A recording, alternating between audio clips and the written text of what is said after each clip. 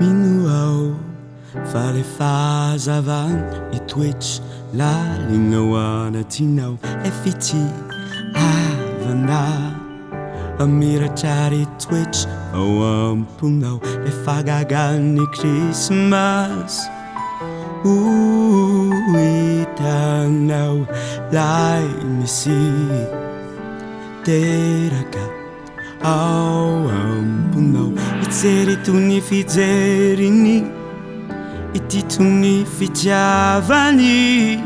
anakoako tony moziky amiratra toy ilay kintana fazavana fanantenana fitiavana lehibe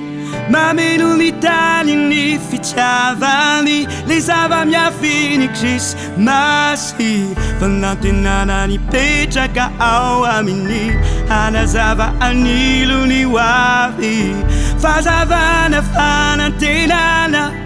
fitiavana lehibe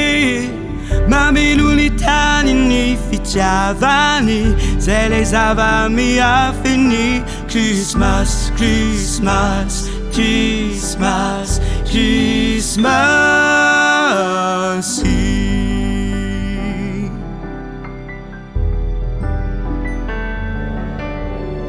Meanwhile, fale fazavana itoetra lalina anatinao le fitiavana amiratra retoetra ao amponao le fagagany Krismasy hitanao lay misy teraka ao amponao ijery tony fijeriny ity tony fitiavany anakoako tony moziky amiratra toy ilay kintana fitiavana lehibe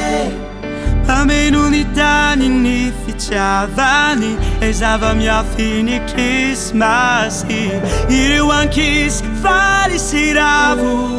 azo ireo kilalao vatomamy katsaron'ireo malahelo sy mitomany rehefa tonga ny andro toy zao fazavana fanantenana fitiavana lehibe mameno mitany ny fitiavany zay le zava-miafiny Krismasy Krismasy Krismasy Krismasy